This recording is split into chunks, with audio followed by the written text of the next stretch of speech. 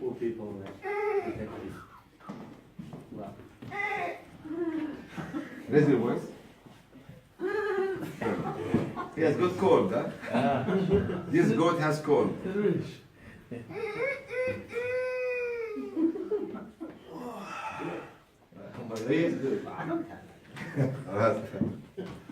Good. said that let the poor people protect you. Can you raise your voice, please? You said that let the poor people protect you. Can you explain more about how? Let the poor people protect you by recommending you to Allah. You know when you apply for a job, you want a reference. You put your CV for the job, that's right? You send your CV, but they ask you to put 1 or 2 or 3 or 4 references. Okay. The poor people are your reference to Allah. Not Hany El Banna, not Ali, not Maryam, not Jamila, nothing. This poor man or woman will be your referee to get you in and push you in. فمن زحزح عن النار وأدخل الجنة فقد فاز. You know زحزح? The word زحزح is like this. That's it. And you need it from this young boy or woman or man. Just push it. He is the reference. He is your reference. Will it be funny to go to somebody in a cab telling him or her, can you write a reference for me? Will anybody accept it? It's from Allah. No. I'm talking about now in the community. Will anybody accept her reference to you? No. But Allah accepts. Okay, thank you.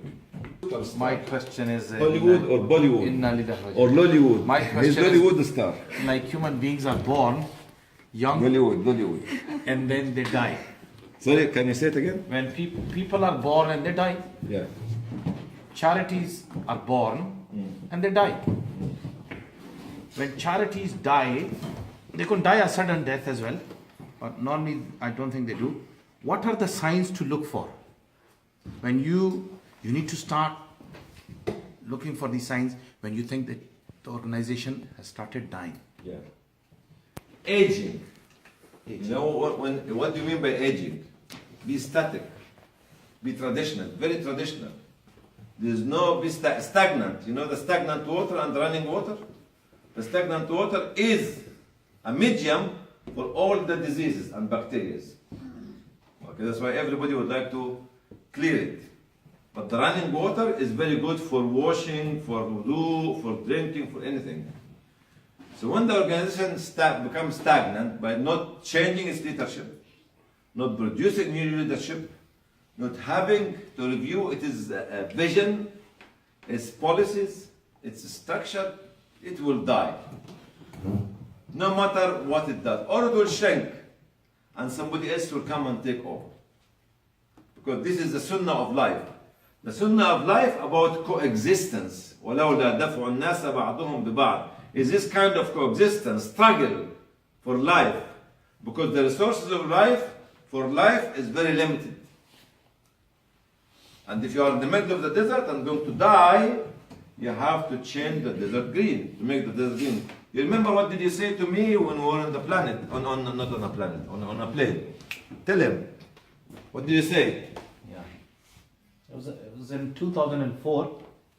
We were traveling from Wau to West Darfur, and Dr. Hany asked me to look down.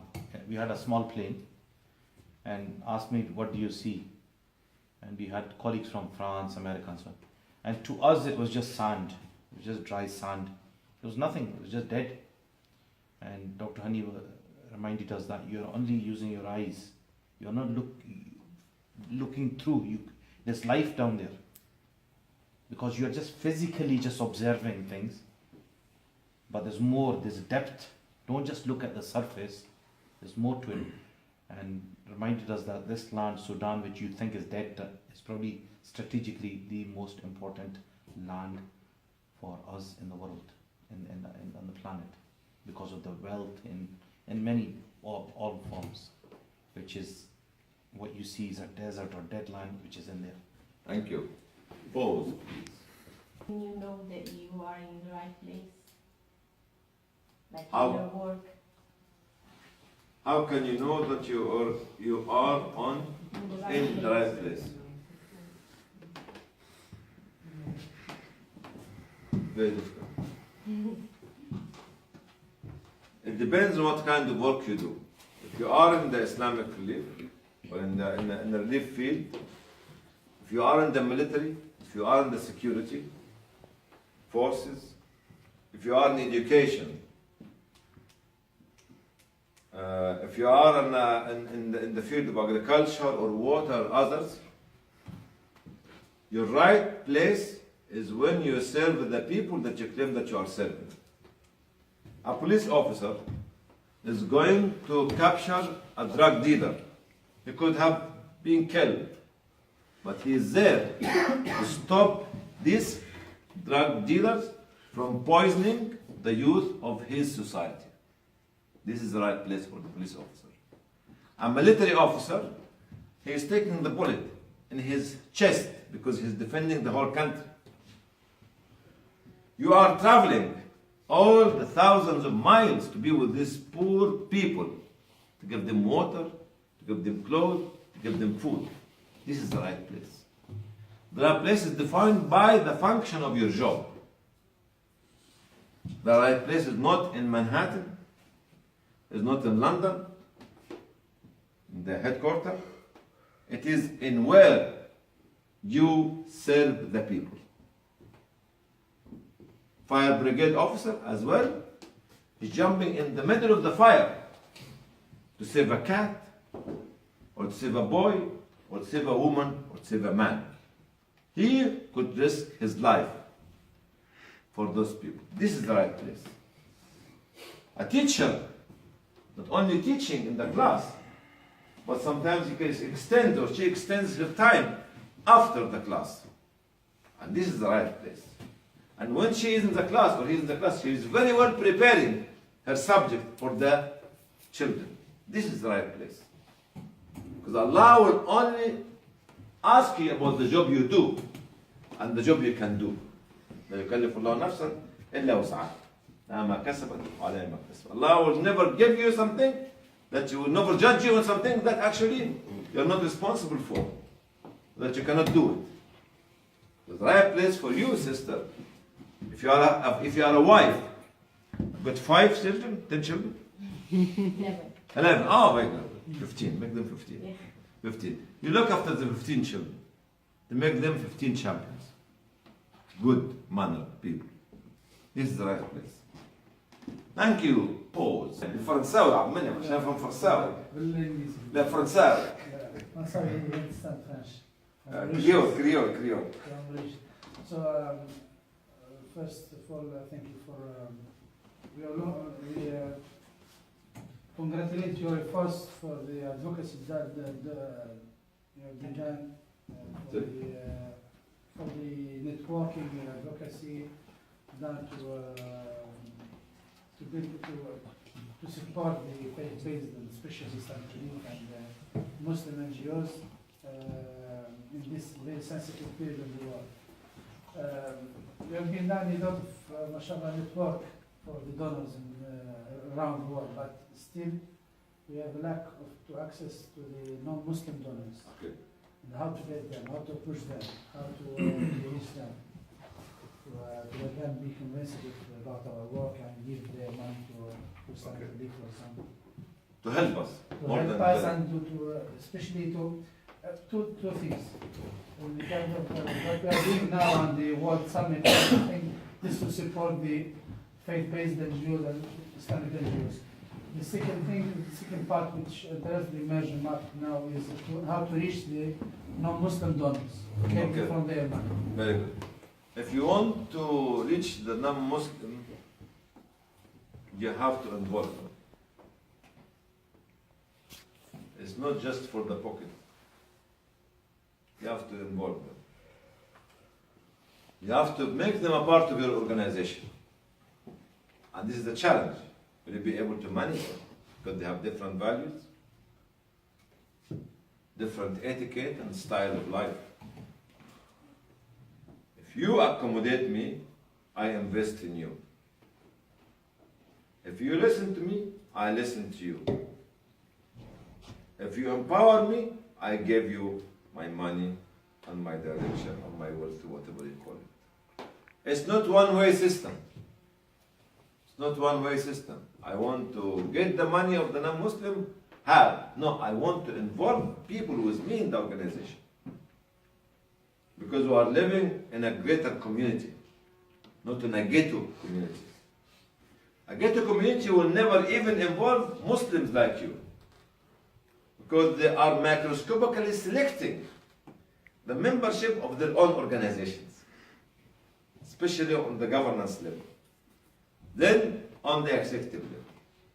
But if you want to involve the greater community, they will give you, because what we need now, especially in the Islamophobic or religious phobia, we are living in an era of religion phobia, or religious, people are very phobic on religion. This was one of my speeches in Geneva last week.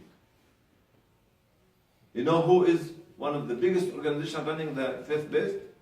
Something called the Order of Malta. The Order of Malta is 900 years old. Started after the Crusade War, but now they have a church one. If you have to mainstream with others, even in your Muslim majority country. And this is Islam that the Prophet ﷺ taught us. Listening to those non-Muslim and crediting them, the Khilafah did the same thing by actually employing such high-level people from the non-Muslim community to be advisors to the Khalifa in Iraq or Baghdad or in Damascus, whatever, in Egypt and others. But we are living in our ghettos because our Islamic educational upbringing became sectarian, traditional, political upbringing, not Islamic. Islamic is diverse, transparent, open. Political mindedness of the groups and the political parties is closing the doors. Look at the way we have been brought up. The same question for 30 years of Islamic Relief, we didn't see any of our partners have very big donors. How they couldn't manage that? We in Islamic Relief, Individual donors. yeah, we in Islamic, you talk about individuals. Especially. Maybe the name of Islamic Relief is putting people away.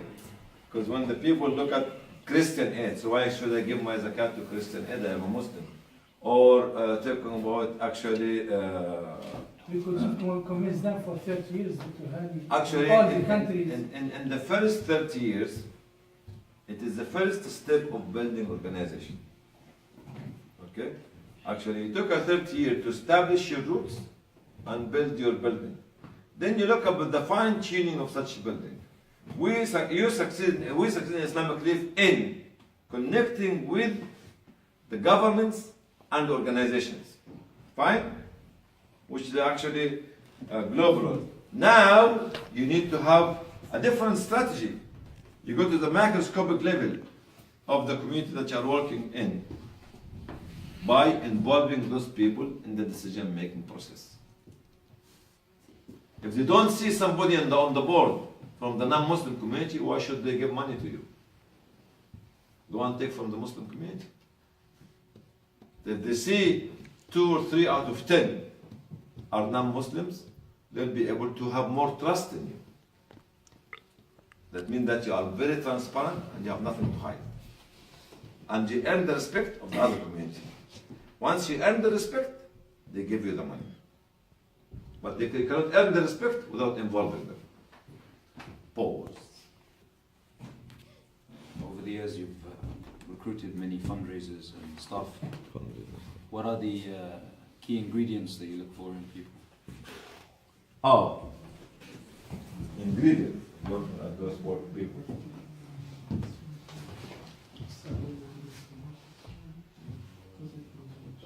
there was no real ingredient, it is your role is to change the failure to success. The laziness to eagerness. The eagerness? That's right, I'm speaking English now, Sister Mary. Okay? The sleeping beauties, and to people who actually don't feel the sleep because of the urgency of the mission that they are carrying. It's your role, not their roles. You cannot just come and say, oh yes, she looks nice, he looks nice, come on. But your role is to change the difficult. You are the change maker. You are the change maker.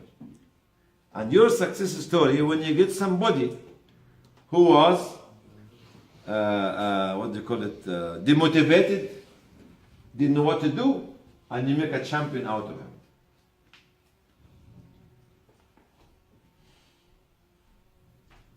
No easy answer. Is it right, Allah? No easy answer. The burden is in such an individual who thinks that he is the change maker. You want to be a change maker? You change the individual so they can make the change with you. Thank you. Pause. Now we can take a group photograph before